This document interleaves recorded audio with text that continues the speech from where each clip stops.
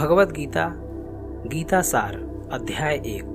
नमस्कार दोस्तों, भगवत गीता और भगवत गीता के ज्ञान पर असंख्य लोगों ने काम किया है।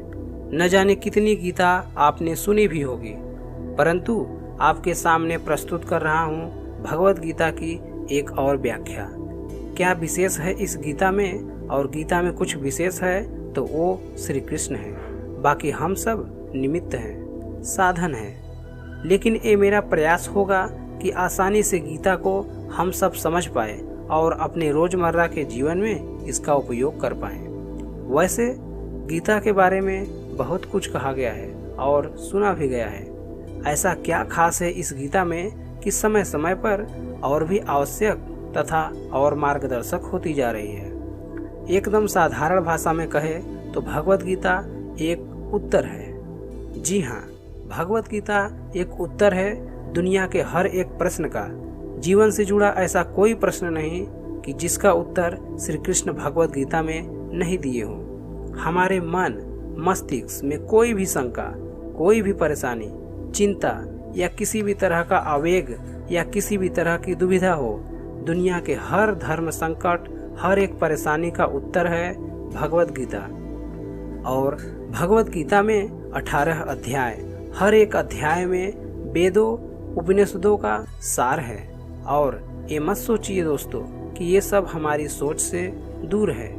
इसके हर एक अध्याय, हर एक श्लोक में आप अपने आप को अर्जुन समझिए। अर्जुन की हर शंका, हर डर, उसकी हर समस्या वैसे देखा जाए तो हमारी ही परेशानी है, और हर परेशानियों का हल श्री कृष्ण बता रहे हैं।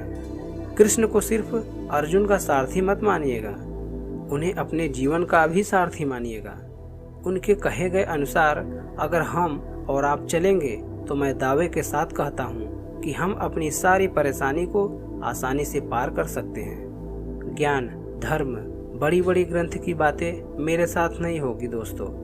यहाँ पर जीवन की सच्चाई और प्रैक्टिकल प्रॉब्लम्स की बातें की जाएंगी दोस्तों। तो आइए भगवत गीता के 18 अध्यायों के सफर पर चलते हैं। अध्याय 1, अर्जुन विषाद योग।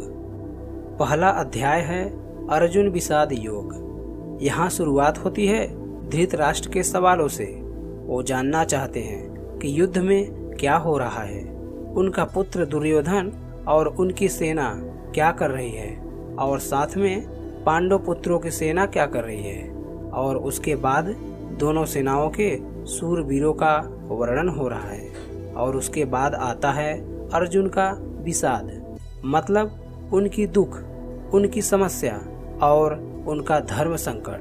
तो आइए सुनते हैं अर्जुन विषाद योग। धृतराष्ट्र उवाच धर्म क्षेत्रे कुरुक्षेत्रे समवेतायुयुत्सवः मामकाः पांडवाश्चैव किम कुर्वत संजय।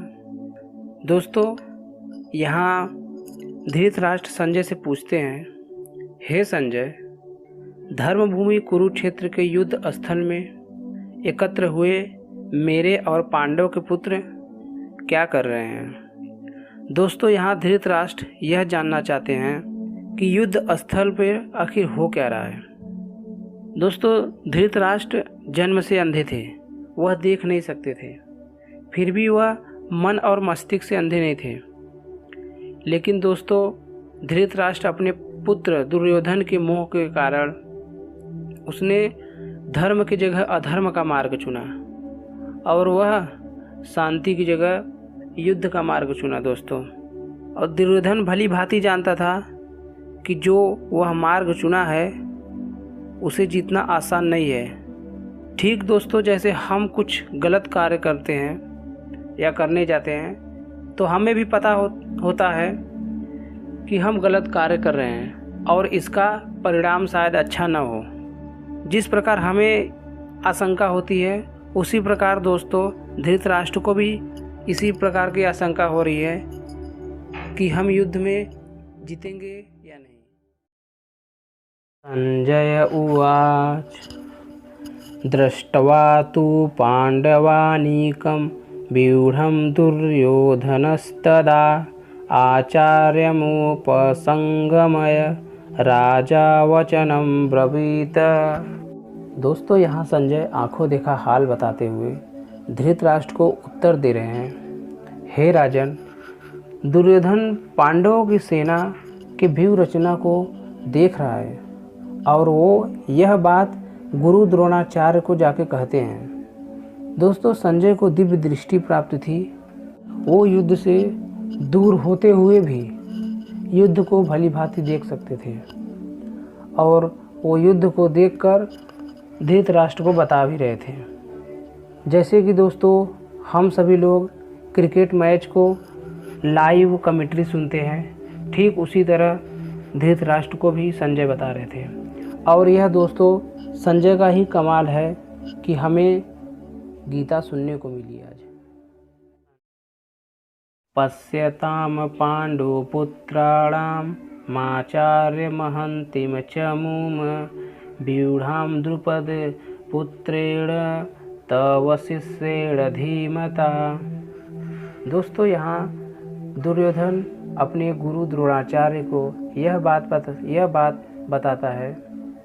हे आचार्य, द्रुपद पुत्र धृष्टद्युम्न आपका ही शिष्य है। पांडव पुत्रों की बड़ी सेना की जो यह व्यूह रचना की है, यह आपका शिष्य धृष्टद्युम्न ने ही की है। और आचार्य, उसकी व्यूह रचना इस प्रकार की गई है कि यदि कोई सेना उस व्यूह रचना में घुसना चाहे तो वह घुस नहीं सकता, और यदि वह एक बार इस व्यूह रचना में घुस भी गया तो वह बाहर कभी आ ही नहीं सकता। ठीक दोस्तों, जब हम किसी भी शत्रु की समस्या को देखते हैं या हम उसे परखते तो हमें बहुत वह विकराल लगती है, बहुत भयानक लगता है, और हमारे मन में भी इसी प्रकार का डर रहता है कि कुछ गलत ना हो जाए। ठीक दोस्तों, इसी प्रकार दुर्योधन के मन में भी शंका हो रहा है कि इस प्रकार की व्यूह रचना हुई है। अत्र सुरा महेश्वासा भीमार्जुन समायुधि युयुधानो विराटश्च द्रुपदश्च महारथ धृष्टकेतुश्च केतानः काशीराजश्च वीर्यवान् पुरुजित् कुन्तीभोजश्च शैब्यश्च नरपुङ्गवः युधामन्युश्च विक्रान्त उत्तमौजाश्च वीर्यवान् सौभद्रो द्रौपदेयाश्च सर्व एव महारथा। इन तीनों श्लोक में दोस्तों दुर्योधन पांडव पुत्रों के महान सेनाओं के महान योद्धाओं के नाम ले रहा है। जब भी युद्ध होता है तो आप अपने सामने खड़े शत्रु की सेना के योद्धाओं को पहले जांचते परखते हैं। ठीक वैसे दुर्योधन भी कर रहा है, और दुर्योधन अपने गुरु द्रोणाचार्य से जाकर यह कहता है, हे आचार्य, पांडव के सेना में बड़े से बड़े धनुष वाले तथा युद्ध में भीम और अर्जुन के समान सूरवीर, सत्य की ओर और विराट तथा महारथी राजा द्रुपद, धृष्टकेतु, चेकिस्तान तथा बलवान काशीराज, पुरुजित कुंतीभोज तथा मनुष्यों में श्रेष्ठ शैब्य पराक्रमी युधामन्यु तथा बलवान उत्तमौजा सुभद्रा पुत्र अभिमन्यु और द्रौपदी के पांचों पांडव, ये सभी महारथी हैं। इससे हमें यह पता चलता है कि शत्रु हो या शत्रु जैसी समस्या, उसके बारे में सब कुछ जानना चाहिए। दोस्तों, समस्या के हर पहलू को हमें उससे वाकिफ़ होना चाहिए। समस्या के हर अंग के बारे में हमें मालूम होना चाहिए, जिस प्रकार दुर्योधन कर रहा है। अस्माकं तु विशिष्टा एतान्निबोधं द्विजोत्तम नायका मम सैन्यस्य संज्ञार्थम तां ब्रवीमि ते। दुर्योधन यहाँ अपने गुरु द्रोणाचार्य आचार्य से ये कहता है, हे ब्राह्मण श्रेष्ठ, आपने तो पांडवों के बारे में सुन लिया, समझ लिया, अब अपने भी पक्ष में अपने सेनाओं के बारे में भी सुन लीजिए। यहाँ दुर्योधन शत्रु के बारे में और अपने पक्ष के सेनाओं के बारे में अपने आचार्य से कहता है। इससे हमें यह पता चलता है कि जिस प्रकार दुर्योधन शत्रु के बारे में जान लेता है और जानने के बाद फिर अपने सेनाओं के बारे में आचार्य से बताता है, ठीक उसी प्रकार हमें भी अपने समस्या या शत्रु को जान लेने के बाद एक बार स्वयं अपने पर भी आकलन कर लेना चाहिए, जिस प्रकार दुर्योधन ने किया था। भवान भीष्मश्च कर्णश्च कृपश्च समीतिञ्जयः अश्वत्थामा विकर्णश्च सौमदत्तिस्तथैव च। सबसे पहले आप द्रोणाचार्य, भीष्म पितामह, कर्ण, कृपाचार्य, अश्वत्थामा, विकर्ण तथा सोमदत्त का पुत्र भूरिश्रवा, इन सभी के बारे में जान लीजिए जो युद्ध में सदैव विजयी रहे हैं। दोस्तों, जिस तरह से हम आज के ज़माने में रिस्क एसेसमेंट करते हैं ना, वैसे ही दुर्योधन भी अपने शत्रु के सेना को देखते हुए दोनों सेनाओं के योद्धाओं की बातें कर रहा है और होने वाले युद्ध के लिए तैयार हो रहा है। चुनौतियों को दोस्तों हर तरफ से समझकर उस पर विजयी प्राप्त की जा सकती है।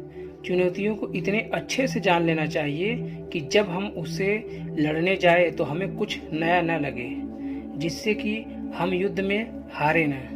यदि दोस्तों चुनौतियों में हमें कुछ अलग लग रहा है या कुछ गड़बड़ी दिखाई दे रही है तो उसमें हमारी हार निश्चित हो सकती है। इसलिए दोस्तों हमें भी दुर्योधन की तरह सोच समझकर जानकर तभी कर्म करना चाहिए। अन्ये च बहवः शूरा मदर्थे त्यक्तजीविताः नाना शस्त्र प्रहरणाः सर्वे युद्ध विशारदाः। दोस्तों दुर्योधन गर्व के साथ कहता है कि मेरे लिए जीवन की आशा त्याग देने वाले की कमी नहीं। इतना ही नहीं, सूरवीर अनेक प्रकार के शस्त्रों से सुसज्जित हैं और सब के सब युद्ध में चतुर हैं। दुर्योधन के एक इशारे पर उसकी सेना के सूरवीर लड़ने मरने को तैयार हैं। उन्हीं को देख दुर्योधन बहुत खुश हो रहा है। दुर्योधन के साथ युद्ध में लड़ने के लिए सूरवीर थे जो उसके लिए लड़ने मरने को तैयार हैं। आप जब अपने जीवन की चुनौतियों से लड़ते हैं दोस्तों, तो आपके साथ कौन होता है? आपके साथ होता है आपका हुनर, आपकी हिम्मत, आपकी मेहनत और आपके संगी तथा आपके रिश्तेदार। जैसे दोस्तों दुर्योधन के साथ बड़े से बड़े सूरवीर लड़ने मरने को तैयार थे, वैसे ही आपके साथ आपके लिए आपके साथी, आपके दोस्त और आपके रिश्तेदार इसी प्रकार के लोग हैं। अपर्याप्तम तदास्कम बलम भीष्माविरक्षितम पर्याप्तम त्विदमेतेषां बलम भीमाविरक्षितम। दुर्योधन आगे कहता है कि भीष्म पितामह द्वारा रक्षित उनकी सेना सब प्रकार से अजय है और वहीं सेना शत्रु की सेना भीम द्वारा रक्षित है। दुर्योधन कहना चाहता है दोस्तों कि भीम की सेना को आसानी से वह जीत सकता है। दोस्तों यहाँ दुर्योधन घमंड दिखा रहा है, जो कि हमें बिल्कुल नहीं यह करना है दोस्तों, कभी भी नहीं। क्योंकि अगर दुर्योधन जानता कि वह दूसरी सेना को हरा देगा तो फिर वह युद्ध ही क्यों करता। युद्ध को जीतने के लिए दूसरे को हराना पड़ता है। अगर समस्या को देखकर हमें लगता है कि हम जीत जाएंगे तो यह विश्वास तथा आत्मविश्वास हो सकता है, लेकिन घमंड नहीं। क्योंकि अगर घमंड हुआ तो आपके ये हारने की पहली शुरुआत है दोस्तों। इसलिए हमें दुर्योधन जैसा घमंड कभी नहीं दिखाना है। जिस प्रकार दुर्योधन सामने के शत्रु पांडवों की सेना को देखकर घमंड दिखा रहा है कि यह क्या जीत पाएंगे, उस प्रकार हमें भी किसी चीज को कम और छोटा नहीं समझना चाहिए और हमें कभी घमंड नहीं करना चाहिए दोस्तों। अयनेषु च सर्वेषु यथा भागम वस्थिताः भीष्ममेवाभिरक्षन्तु भवन्तः सर्व एव हि। दोस्तों दोनों सेनाओं के इस तरह से वर्णन से दुर्योधन इस बात पर पहुंचना चाहता था और वह ये है कि हर किसी को अपने अपने मोर्चे पर अपनी अपनी जगह पर स्थित रहते हुए निसंदेह भीष्म पितामह की रक्षा करनी है। कहने का मतलब यह है दोस्तों कि होने वाले युद्ध में आप सबसे ज्यादा उसकी रक्षा करते हैं जो आपके लिए युद्ध के लिए सबसे आवश्यक है। जैसा कि दुर्योधन के लिए और उसकी सेना के लिए भीष्म पितामह सबसे जरूरी थे।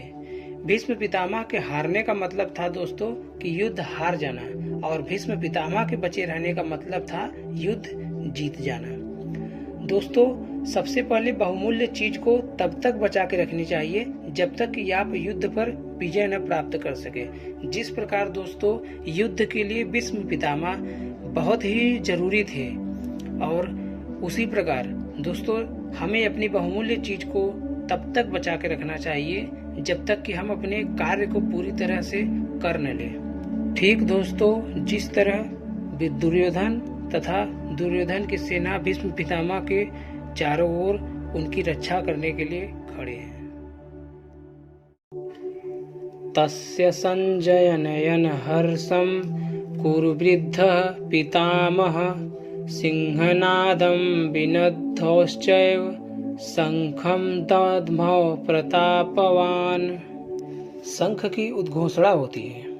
होने वाले युद्ध की कौरवों में सबसे वृद्ध सबसे बड़े प्रतापी पितामह भीष्म ने उच्च स्वरों में सिंह की दहाड़ के समान गरज कर ऐसा शंख बजाया कि दुर्योधन के हृदय में हर्ष उत्पन्न हो गया। युद्ध जीतने के लिए अपने पक्ष में माहौल बनाना पड़ता है, खुद को दिलासा भी देना पड़ता है कि हम युद्ध जीतने में सक्षम हैं। ऐसा ही पितामह भीष्म ने भी किया, और ऐसा हमें भी करना चाहिए दोस्तों। किसी भी कार्य को करने के लिए सबसे पहले खुद को मोटिवेट करना चाहिए ताकि हमें कोई भी काम करने में कोई गड़बड़ी ना लगे। ततः शंखाश्च भैर्यश्च पड़वानक गोमुखाः सहसैवाभ्यहन्यन्त सशब्दस्तुमुलोऽभवत्।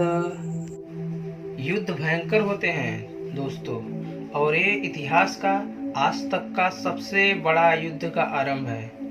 भीष्म पितामह के शंख के नगाड़े के साथ ढोल, मृदंग तथा बाजे एक साथ बजे थे, और इन बाजों का नाद संगीत में नहीं, बहुत ही डरावना था। युद्ध मनोरंजक नहीं होता है दोस्तों, इसलिए ये युद्ध का फैसला ले लिया जाता है तो उसमें फिर जो भी स्वीकार हो उसे करना ही पड़ता है। हर युद्ध, हर चुनौती अपने किस्म के हालात लेके आती है, और हमें उन्हीं के आधार पर ही तैयारियां भी करनी पड़ती है कि हमें युद्ध किस प्रकार करना है।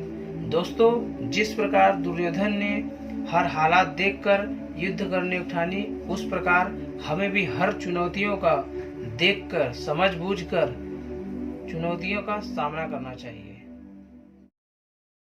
ततः श्वेतैर्हर्युक्ते महतीस्य नंदने स्थितौ माधवाः पांडवाश्चैव दिव्यो शंखो प्रदम्धमतुः। अब बारी है पांडव पुत्रों की सेना के शंखनाद की। सफेद घोड़ों से युक्त उत्तम रत्न रथ में बैठे हुए कृष्ण और अर्जुन ने भी अपने अपने अलौकिक शंख बजाए। युद्ध में जब तैयारी होती है ना दोस्तों, दोनों तरफ से होती है। हर पक्ष अपने विजय की आशा में खुद अपनी सेना को भरोसा देता है। आज के समय में अगर खुद के लिए शंख बजाने की उपमा के बारे में सोचे तो ये हो सकता है कि हम कुछ भी ऐसा कर सकते हैं जो हमें उस कार्य को करने के लिए मोटिवेट करे। पांचजन्य हृषिकेशो देवदत्तं धनंजयः पौंड्रं दद्मौ महाशंख भीमकर्मा वृकोदरः। श्री कृष्ण के शंख का नाम है पांचजन्य, और अर्जुन के शंख का नाम देवदत्त, और भयानक कर्म वाले भयानक भीमसेन ने अपना पौंड्र नामक महाशंख बजाया। अपने जीवन में इसी तरह हम भी अपनी युद्ध, अपनी चुनौतियों में आगे बढ़ने के लिए मोटिवेशन को चुन सकते हैं। कुछ लोगों के लिए संगीत जैसा काम करता है, कुछ लोगों के लिए भगवान को याद करना, और कुछ लोगों के लिए अपने माता पिता का आशीर्वाद। इसी प्रकार दोस्तों, अपने को प्रोत्साहित करने के लिए, अपने आप को मोटिवेट करने के लिए हम स्वयं इस प्रकार के शंख बजा सकते हैं। और युद्ध के लिए तैयार हो जाइए दोस्तों, इसी प्रकार शंख के नाद से। अनंत विजयम राजा कुंती पुत्रो युधिष्ठिरः नकुलः सहदेवश्च सुघोषमणिपुष्पकौ। पांडवों में सबसे बड़े भाई कुंती पुत्र राजा युधिष्ठिर ने अनंत विजय नाम का, और नकुल तथा सहदेव ने सघोष एवं मणिपुष्पक शंख बजा जाए। दोस्तों, मोटिवेशन सबको चाहिए। आपने देखा सभी लोग अपने अपने तरीके से युद्ध जीतने के लिए अपना अपना प्रयास कर रहे हैं। दोस्तों, इसी प्रकार हमें भी अपने जीवन में युद्ध जीतने के लिए जो भी चीज हमें मोटिवेट कर रही है उसका उपयोग करके हमें युद्ध में आगे बढ़ना चाहिए। हमें युद्ध के लिए तैयार होना चाहिए। दोस्तों, काश्यश्च परमेश्वासः शिखंडी च महारथ धृष्टद्युम्नो विराटश्च सात्यकीश्चापराजित द्रुपदो द्रौपदेयाश्च सर्वश पृथ्वीपते सौभद्रेश्च महाबाहु शंखान्दद्मु पृथक पृथक। हर शंख की अलग अलग ध्वनि अपनी एक अलग अस्तित्व। युद्ध का हर योद्धा अपनी उपस्थिति दर्ज करा रहा है। श्रेष्ठ धनुर्धर वाले काशीराज, महारथी शिखंडी एवं धृष्टद्युम्न तथा राजा विराट और अजय सात्विक राजा द्रुपद एवं द्रौपदी के पांचों पुत्र और बड़ी भुजा वाले सुभद्रा पुत्र अभिमन्यु। संजय धृतराष्ट्र को बता रहे हैं, हे राजन, सब ने अपनी तरफ से अलग अलग शंख बजाए। दोस्तों, महाभारत का युद्ध ऐसा युद्ध था जिसमें हर बड़े से बड़े योद्धा भाग ले रहा था। ऐसा बिरले मौका कोई कैसे छोड़ सकता है। हमारे लिए ध्यान देने की बात यह है कि सच्चा योद्धा तो वही है जो युद्ध के लिए तत्पर रहे। युद्ध को आप जीवन माने या चुनौती माने, जो माने, लेकिन युद्ध के लिए हमेशा तैयार रहे। इस सभी योद्धा सभी शंख बजा बजा के एक दूसरे को अपने होने का आभास करवा रहे हैं। दोस्तों, जिस प्रकार हम किसी कार्य में होने का अपना आभास करवाते हैं, उसी प्रकार सभी योद्धा शंख बजाकर अपने होने का आभास करवा रहे हैं। सघोषो धार्तराष्ट्राणां हृदयानि व्यदारयत नभश्च पृथिवीयं चैव तमुलोभ्यनुनादयन। युद्ध से पहले जैसे आप अपने शत्रु को अपनी शक्ति दिखाकर डराने का प्रयास करते हैं, वैसे ही यहाँ भी हो रहा है। दोस्तों, संजय कहते हैं, हे राजन, इस भयानक शब्द ने आकाश और पृथ्वी को भी गुंजाते हुए धार्तराष्ट्रों या आपके पक्षों वाले के हृदय को विदीर्ण कर रहे हैं। जब आप हुंकार भरते हैं तो बड़े से बड़े शत्रु को भी डर लगता है। ये हुंकार ऐसी होनी चाहिए दोस्तों कि शत्रु सोचे कि वो किससे युद्ध करने जा रहा है। आप चाहे इंटरव्यू के लिए जाए या किसी से मिलने जाए, आपका प्रतिभा ऐसा होना चाहिए कि सामने वाला आपके कौशल से प्रभावित हो जाए। अथ व्यवस्थितान् दृष्ट्वा धार्तराष्ट्रं कपिध्वजः प्रवृत्ते शस्त्र संपाते धनुरुद्भय पांडवः हृषिकेशं तदा वाक्य मिदमाह महीपते सेनयोरुभयो मध्ये रथम स्थापयमेच्युत। अर्जुन अपने मोर्चा पर बांधकर डटे हुए हैं और अपने सगे संबंधियों को देखते हैं। फिर अपना धनुष उठाकर श्री कृष्ण से कहते हैं, हे अच्युत, मेरे रथ को दोनों सेनाओं के बीच खड़ा कीजिए। अच्युत, अर्थात अटल, जो अपने स्थान से हटता नहीं, जिसका कभी नाश नहीं हो सकता। श्री कृष्ण का एक नाम अच्युत भी था दोस्तों। और अर्जुन अपने साथी से दोनों सेनाओं के बीच जाने के लिए कह रहे हैं। अर्जुन ने श्री कृष्ण को इसलिए चुना था क्योंकि वो जानता था जब साक्षात भगवान उसके साथ हैं तो मतलब धर्म उसके साथ है। जिसके साथ धर्म होता है वह कभी नहीं हार सकता दोस्तों। यावदेता निरीक्षेऽहं योद्धुकामनावस्थितां कैर्मया सह योद्धव्यम् अस्मिन् रणसमुद्यमे। आज के जीवन का ये सबसे बड़ा ज्ञान है दोस्तों। युद्ध कोई भी हो सकता है, किसी भी प्रकार का, पर्सनल या बिजनेस से जुड़ा हुआ, लेकिन दोनों पक्षों के बीच में जाकर आप युद्ध के सही अवस्था के बारे में जान सकते हैं। अर्जुन भी श्री कृष्ण से कहते हैं दोस्तों कि हे कृष्ण, जब तक मैं युद्ध में डटे हुए युद्ध के अभिलाषी योद्धाओं को भली भांति देख न लूं कि इस युद्ध के व्यापार में मुझे किन किन के साथ युद्ध करना है, तब तक मेरे रथ को यही खड़ा रखिए। हमें भी दोस्तों इसी प्रकार के समस्या के बीच खड़े होकर उसे भली भांति देखना चाहिए, परखना चाहिए और तभी हमें निर्णय लेना चाहिए। योत्स्यमानान् वेक्षेऽहं य एतेऽत्र समागताः धार्तराष्ट्रस्य दुर्बुद्धे युद्धे प्रिय चिकीर्षवः। अर्जुन दुर्योधन को दुर्बुद्धि बता रहे हैं क्योंकि दुर्योधन के हठ के कारण ही यह युद्ध हो रहा है। दुर्योधन का साथ देने जितने भी राजा आए हैं उन्हें अर्जुन युद्ध के स्थल के बीच में खड़े होकर देखना चाहते हैं। दोस्तों, ये जरूरी नहीं है कि आपका शत्रु सही हो सकता है उसने गलत तरीका अपनाकर आपको युद्ध में उलझाया हो, जैसा कि महाभारत में हुआ है। युद्ध तो करना ही पड़ता है और वो तभी करना चाहिए जब आप अपने शत्रु को अच्छे से देख ले, परख ले। इसलिए अर्जुन दोनों सेनाओं के बीच में रथ ले जाने को कहता है। संजय उवाच एवमुक्तो हृषीकेशो गुडाकेशेन भारत सेनयोर्भयोर्मध्ये स्थापयित्वा रथोत्तमम् भीष्माद्रोण प्रमुखतः सर्वेषां च महीक्षिताम् उवाच पार्थ पश्यतान् समवेतान् कुरुनिति। संजय अपना आंखों देखा हाल बताते हैं।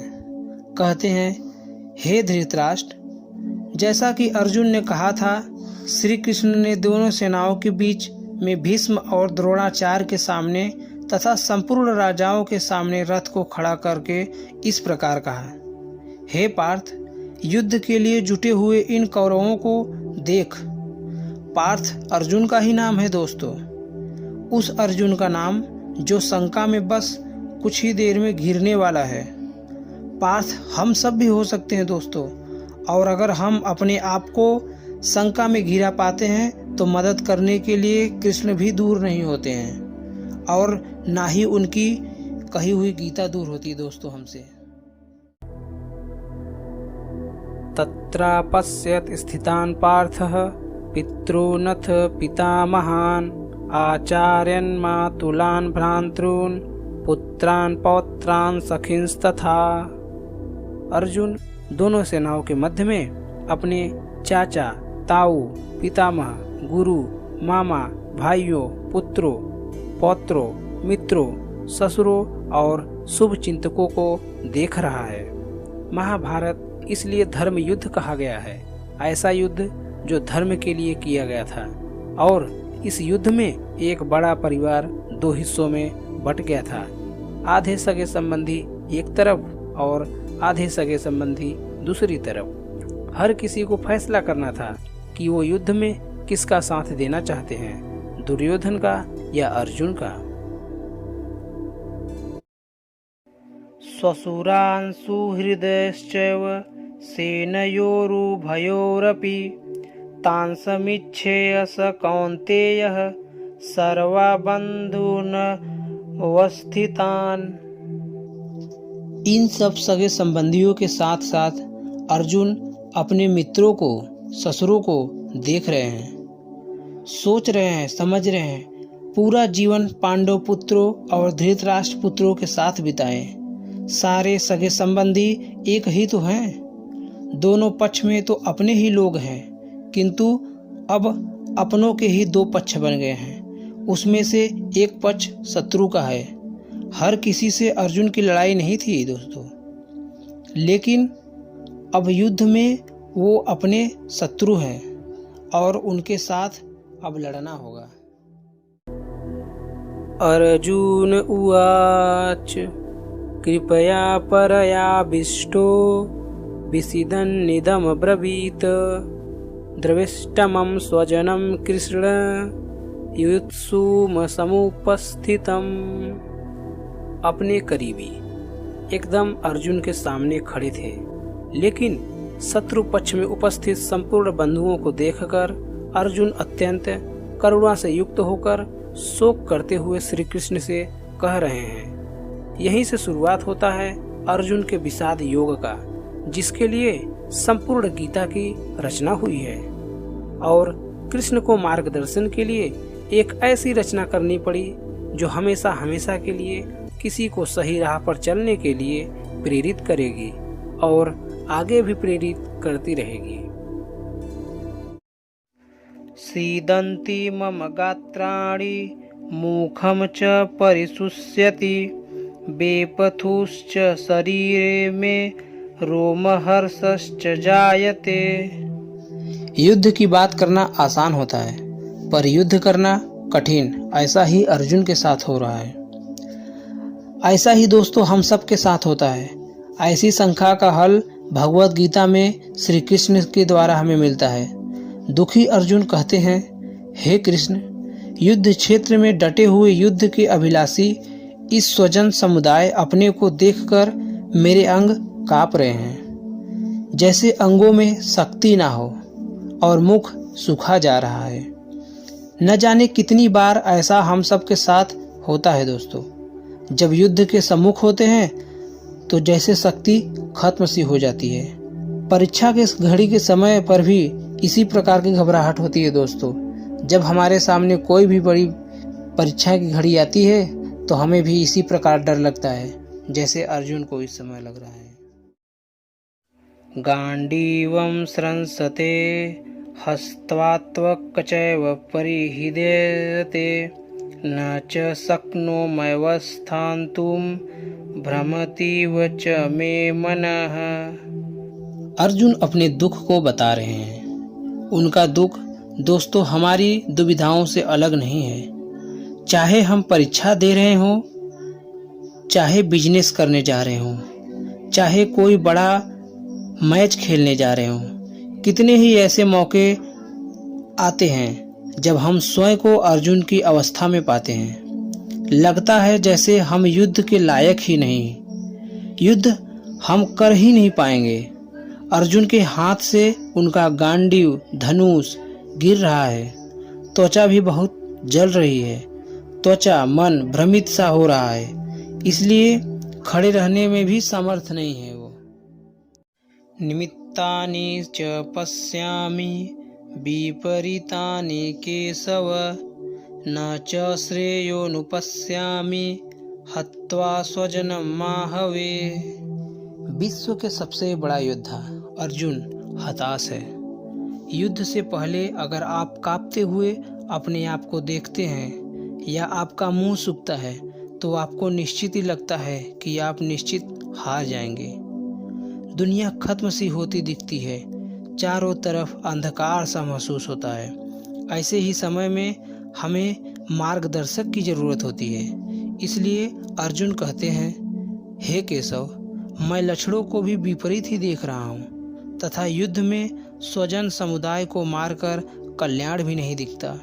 यानी अपनों की जान लेके हमें क्या फायदा होगा। न कांक्षे विजयं कृष्ण न च राज्यं सुखानि च किम नो राज्येन गोविंद किम भोगर्जीवेतेन वा। अर्जुन बात को स्पष्ट रखते हैं, डर में सब व्यर्थ रखते हैं। अर्जुन कहते हैं, हे कृष्ण, मैं ना तो विजय चाहता हूँ, ना राज्य, ना ही मैं सुखों को चाहता हूँ। हे गोविंद, हमें ऐसे राज्यों से क्या प्रयोजन, या ऐसे भोगों से या जीवन से क्या लाभ। इस विषाद में, शंका में, घबराहट में अर्जुन सब कुछ छोड़ने को तैयार हैं। धन दुनिया उन्हें कुछ भी नहीं चाहिए। वो ऐसे भयभीत है और डर गए हैं कि दुनिया के हर खुशी को छोड़कर वो बस इस युद्ध से बचना चाहते हैं। इन्हीं लक्षणों को हमें भी पहचानना है दोस्तों, ताकि ऐसी अवस्था में हम भी वो करें जो कृष्ण कहें। एषामर्थे कांचितं नो राज्यं भोगाः सुखानि च त इमेव स्थिता युद्धे प्राणां सत्यक्त्वा धनानि च। अर्जुन कहते हैं, हमें जिनके लिए राज्य, भोग, सुखादि अभिष्ट है, यही सब धन और आशा को छोड़कर युद्ध में खड़े हैं। सोचिए, जीवन का हर युद्ध, हर काम हम अपनों के लिए करते हैं। हमारा सारा काम, सारे फायदे, सुख शांति, भाग दौड़ सिर्फ अपनों के लिए, और यहाँ पर हमें अपने को ही मारना पड़ रहा है। इससे बड़ी और क्या दुविधा हो सकती है। अब वही अपने आपको मारने के लिए खड़े हैं और आपको भी मारना पड़ रहा है। ऐसी दुनिया किस काम की, यही उलझन अर्जुन के मन में भी है दोस्तों। आचार्याः पितरः पुत्रास तथैव च पितामहा मतुलाः श्वशुराः पौत्राः श्यालाः संबंधिनस्तथा। अर्जुन के सामने खड़े हैं उनके गुरुजन, ताऊ, चाचा, लड़के, दादा, मामा, ससुर, साले और कई सारे संबंधी। अर्जुन अपने कई संबंधी को करीब से पहचान रहे हैं, उन्हें देख रहे हैं और पहचान कर उन्हें बता भी रहे हैं। एतान् हन्तुमिच्छामि नतोऽपि मधुसूदन अपि त्रैलोक्य राज्यस्य हेतुः किम नु महि कृते। अगर आप युद्ध करने का निर्णय लेते हैं तो क्या आप यह कह सकते हैं कि मैं इस शत्रु को मारूंगा और उसे नहीं। युद्ध में तो हर कोई सैनिक होता है, और अगर वह शत्रु पक्ष से है तो आपको उसे मारना ही है। यही दुविधा अर्जुन के साथ भी हो रहा है दोस्तों, जो वह बता रहे हैं। हे मधुसूदन, मेरे मारने पर अथवा तीनों लोग के राज के लिए भी मैं इन सबको मारना नहीं चाहता, फिर पृथ्वी के लिए क्या कहना। देखा दोस्तों, तीनों लोगों का राज्य अर्जुन को नहीं चाहिए। अगर उसके लिए अपने का वध करना पड़ता है तो वह नहीं चाहिए उसे। निहत्य धार्तराष्ट्रान् का प्रीतिः सा जनार्दन पापमेवाश्रयेदस्मान् हत्वैतानाततायिनः। आगे अर्जुन कहते हैं, हे जनार्दन, धृतराष्ट्र के पुत्रों को मार के हमें क्या प्रसन्नता होगी। इन आतताइयों को मारकर हमें तो पाप ही लगेगा ना। शत्रु पक्ष में चाहे आतताई बुरे लोग ही क्यों न हो, लेकिन है तो अपने ही। अपनों को मारकर, अपनों को दुख देकर केवल पाप ही तो मिल सकता है, पुण्य तो नहीं। हे गुरुपुत्र, ये गुरुपुत्रों के लालच का ही परिणाम है था कि भाई भाई आमने सामने थे। दोस्तों, लालच से कभी किसी का भला नहीं हो सकता। महाभारत में भी नहीं होना था। एक पक्ष को जीतना था तो दूसरे पक्ष को मरना था। तस्मान्नर्हा वयं हन्तुं धार्तराष्ट्रान् सम्बान्धवान् स्वजनं हि कथं हत्वा सुखिनः स्याम माधवा। क्या अपने परिवार को मारकर आपको सुख मिल सकता है? इसीलिए महाभारत को धर्म युद्ध कहा जाता है। जब ऐसी धर्म संकट हो तो आप क्या करें? अर्जुन पूछते हैं, हे माधव, अपने ही बांधव धृतराष्ट्र के पुत्रों को मारने के लिए हम योग्य नहीं हैं, क्योंकि अपने ही परिवार को मारकर हम कैसे सुखी होंगे? दोस्तों, जब कभी आपके सामने ऐसी परिस्थिति आए जिसमें लालच की वजह से बंटवारा हो या झगड़ा हो रहा हो, तो ठंडे दिमाग से अर्जुन के इस हालत के बारे में सोचिएगा और देखिएगा इतना सब कुछ करके, दुनिया का सबसे बड़ा युद्ध करके किसको क्या हासिल हुआ। यद्यपेते न पश्यन्ति लोभोपहते च सह कुलच्छ कृतं दोषं मित्रद्रोह च पातकम् कथं न ज्ञेयमस्माभिः पापदस्मान् निवर्तितुं कुलच्छ कृतं दोषं प्रपश्यभिः जनार्दन। आपका शत्रु किसी भी प्रकार का पाप करने को तैयार है, लेकिन आप समझते हैं जो गलत है, अनुचित है, वो नहीं करना चाहिए। इन दो श्लोक में अर्जुन ने इसी दुविधा को बताया है। दोस्तों, यदि लोभ से भ्रष्ट चित हुए लोग कुल के नाश से उत्पन्न दोष को मित्रों से विरोध करने में पाप को नहीं देखते, तो भी हे जनार्दन, कुल के नाश से उत्पन्न दोष को जानने वाले हम लोगों को इस पाप से हटने के लिए क्यों नहीं विचार करना चाहिए? दुश्मन गलत कर रहा है और ये नहीं समझता, लेकिन आप तो समझते हैं। तो समझदार होने के नाते क्या आपको युद्ध से हटने के लिए नहीं सोचना चाहिए? लेकिन यदि युद्ध से हट गए तो आपकी हार मानी जाएगी। क्या उसके लिए आप तैयार होंगे? दोस्तों, कुलक्षये प्रणश्यन्ति कुलधर्मः सनातनाः धर्मे नष्टे कुलं कृतस्मधर्मो विभवेत्युत। जहाँ परिवार खत्म हो जाता है वहाँ कुछ नहीं बचता। कुल का नाश होने का मतलब सब कुछ खत्म हो जाना होता है। ऐसे ही स्थिति में अर्जुन फंसे हुए हैं। वो कहते हैं कुल के नाश से सनातन धर्म कुल नष्ट हो जाते हैं तथा धर्म का नाश हो जाने पर संपूर्ण कुल में पाप भी बहुत फैल जाता है। अर्जुन जो कहना चाहते हैं वो ये है कि अगर परिवार नष्ट होता है तो धर्म नष्ट होता है। धर्म के नष्ट होने पर पूरे परिवार में पाप बढ़ जाता है।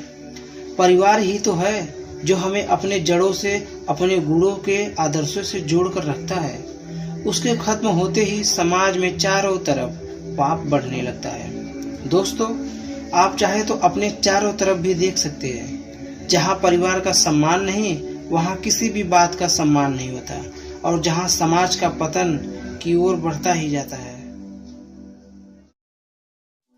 अधर्माभिभवात् कृष्ण प्रदुष्यन्ति कुलस्त्रियः स्त्रीषु दुष्टासु वाश्रय जायते वर्णशंकरः। परिवार की भलाई उसकी स्त्रियों पर निर्भर करती है। अगर कोई घर बनता है तो परिवार की महिला की वजह से बनता है। जिस घर में महिला नहीं होती तो कहते हैं उस घर का कोई भविष्य नहीं होता, और अगर ये स्त्रियां दूषित हो जाएं तो उसका क्या असर होता है। अर्जुन कहते हैं, हे कृष्ण, पाप के अधिक बढ़ जाने से कुल की स्त्रियां अत्यंत दूषित हो जाती हैं, और स्त्रियों के दूषित हो जाने पर वर्ण संकट में हो जाता है। संकरो नरकायव कुलग्नानाम कुलस्य च पतन्ति पितरो हेषाम लुप्त पिंडोदक क्रियाः। वर्ण संकर का यहाँ पर मतलब है जहाँ वर्ण या समाज के मर्यादाओं को सम्मान न देते हुए गलत तरीके से, गलत वर्णों के मेल से जब संतान की उत्पत्ति होती है तो वो सब कुछ खत्म कर देती है। इसलिए समाज के नियम बड़े सोच समझ कर बनाए गए हैं दोस्तों, और इतने हजारों वर्षों की सोच और उस पर नियमों को बिना सोचे समझे नहीं तोड़ना चाहिए। अर्जुन इसी बात का वर्णन कर रहे हैं कि हे कृष्ण, वर्ण संकर कुल घातियों को और कुल को नरक में ले जाने के लिए ही तो जन्म लेता है। लिप्त हुई पिंड और जल क्रिया वाले अर्थात श्राद्ध और तर्पण से वंचित इनके पितृ लोग भी अधोगति को प्राप्त होते हैं। दोषैरे तय कुलग्नानां वर्ण संकर कारकैः उत्साध्यन्ते जाति धर्माः कुल धर्माश्च शाश्वताः।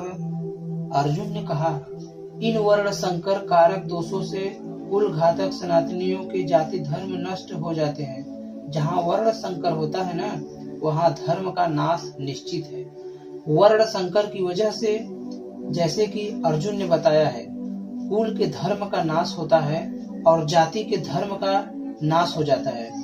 जब कोई अपने धर्म का पालन नहीं करेगा, अपने कर्तव्य का निर्वाह नहीं करेगा और समाज मनमानी करके अगर कोई नियम नहीं मानेगा तो फिर समाज कैसे रह जाएगा। समाज तो नाम ही है कायदे और कानून का, जहाँ सब सम्मान से बिना किसी डर के एक साथ रह रहे हैं। उत्सन्न कुल धर्माणां मनुष्याणां जनार्दन नरके नियंतम वासो भवतीत्यनुशुश्रूम। हे जनार्दन, जिनका कुल धर्म नष्ट हो गया है, ऐसे मनुष्यों का अनिश्चित काल तक नरक में वास होता है। ऐसा हम सुनते आए हैं। महाभारत के समय कुल की मान्यता इतनी थी दोस्तों कि अगर किसी व्यक्ति की कुल का नाश हो जाता था, माना जाता था कि अब वह हमेशा हमेशा के लिए नरक में रहेगा। इसलिए कुल की रक्षा करना, उसके सम्मान को बचाना, उसका नाम करना इतनी बड़ी बात मानी जाती थी। अर्जुन ही नहीं, ऐसा हम भी सुनते आए हैं। ये जो धर्म का, कुल का सम्मान नहीं करते, वो सीधे नरक को जाते हैं।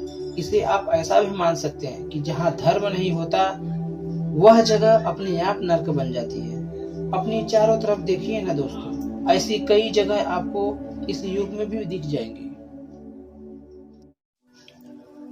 अहो बत महत्पापं कर्तु व्यवसिता वयं यद्राज्य सुख लोभेन हन्तु स्वजन मुद्धता। अर्जुन आगे स्वयं को दोष दे रहे हैं दोस्तों। वह कह रहे हैं, हम लोग बुद्धिमान होकर भी पाप करने के लिए तैयार हो गए हैं, जो राज्य और राज्य के सुख के लोभ में स्वजनों को मारने के लिए तैयार हो गए हैं। दोस्तों, दुर्योधन जैसा भी है, उसने जो भी निर्णय लिया है, लेकिन अर्जुन और उसकी सेना तो समझदार है, तो क्या उनके लिए ठीक है? बेवकूफ का पाप शायद माफ किया जा सकता है, लेकिन बुद्धिमान से बहुत कुछ की उम्मीद की जाती है। तो क्या समझदार युद्ध के लिए तैयार हो जाए? क्या उसकी गलती को माफी मिलेगी? अर्जुन को लगता है नहीं मिलेगी दोस्तों।